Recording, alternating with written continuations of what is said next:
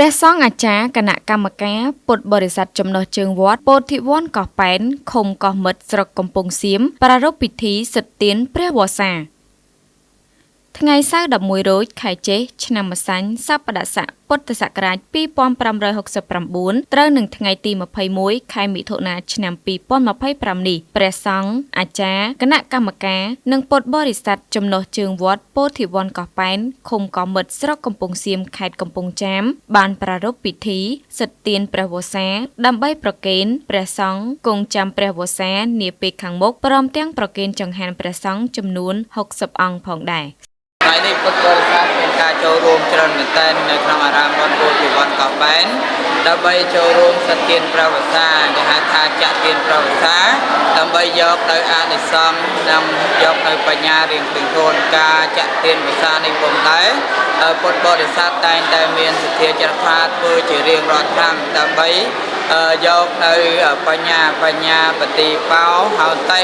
អ្នកដែលចាក់ទានព្រះវស្សារមែងមានបញ្ញាមុតដូចជាប្រទេសអញ្ចឹងសូមពុទ្ធបរិស័ទទាំងអស់ជ្រះថ្លាត្រេកអរអនុមោទនានៅក្នុងអារាមវត្តពោធិវ័នកោះប៉ែននេះដើម្បីយកនៅជ័យយកនៅសេរីយកនៅសុខស្ដីហើយម្យ៉ាងទៀតការចាក់ទានព្រះវស្សានេះមិនមែនទើបតែមាននៅពេលបច្ចុប្បន្នកាលទេគឺមានតាំងពីសម័យពុទ្ធកាលដូចជា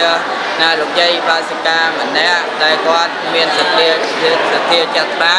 បាទឲ្យប្រតិទដើម្បីបូជាវត្ថុទេសនាការនោះក៏គាត់កើតនៅក្នុងឋានទេវលោករហូតមកដល់ពេលបច្ចុប្បន្ននេះពុទ្ធបរិស័ទនៅតែមានជំនឿជឿជាក់នៅក្នុងពុទ្ធសាសនាដើម្បីយកនៅបុណ្យកុសលនេះរមែងឲ្យបានបញ្ញាគ្រប់គ្នាតទៅដល់អនុមោទនា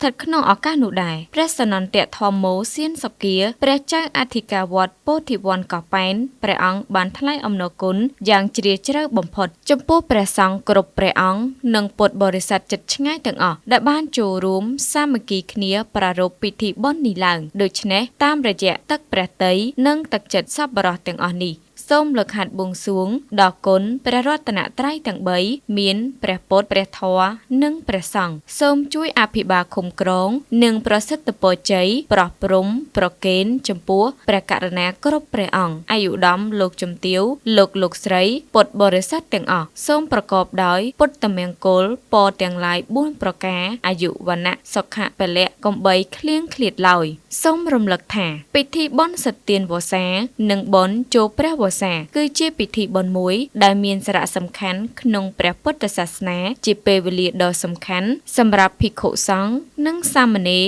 បានរៀនធម៌និងវិន័យយ៉ាងខ្ជាប់ខ្ជួនតាមពុទ្ធឱវាទបងប្អូនដែលជាអ្នកមានជំនឿទៅលើព្រះពុទ្ធសាសនាតែងតែនាំគ្នាប្រារព្ធពិធីបុណ្យនេះដោយនាំយកជាសាដអង្ករភេសជ្ជៈនិងរបស់របរប្រើប្រាស់ផ្សេងៗទៅប្រគេនព្រះសង្ឃតាមលទ្ធភាពចំណែកឯពិធីបុណ្យចូលព្រះវស្សាវិញគឺជាការរៀបចំឲ្យព្រះសង្ឃឈប់សម្រាកនៅទីណាមួយឬក្នុងវត្តអារាមណាមួយក្នុងរយៈពេល3ខែនារដូវភ្លៀងធ្លាក់និងមិនអនុញ្ញាតឲ្យនិមន្តទៅទីឆ្ងាយដោយដាច់រាត្រីឆ្លងថ្ងៃនោះឡើយលើកលែងតែមានភារកិច្ចសំខាន់ចាំបាច់ដោយតាំងចិត្តត្រឡប់មកវិញក្នុងរយៈពេល7ថ្ងៃពិធីបុណ្យចូលព្រះវស្សាប្រារព្ធធ្វើឡើងជារៀងរាល់ឆ្នាំចាប់ពីថ្ងៃ1រោចខែអាសាឍដល់ថ្ងៃ15កើតខែអាសត់ពិធីបុណ្យនេះចាប់ផ្ដើមនៅល្ងាចថ្ងៃទី15កើតខែអាសាឍដែលមានការចូលរួមពីសំណាក់បងប្អូននិងចាស់ទុំចំណុះជើងវត្តនាំគ្នាហែទានវស្សា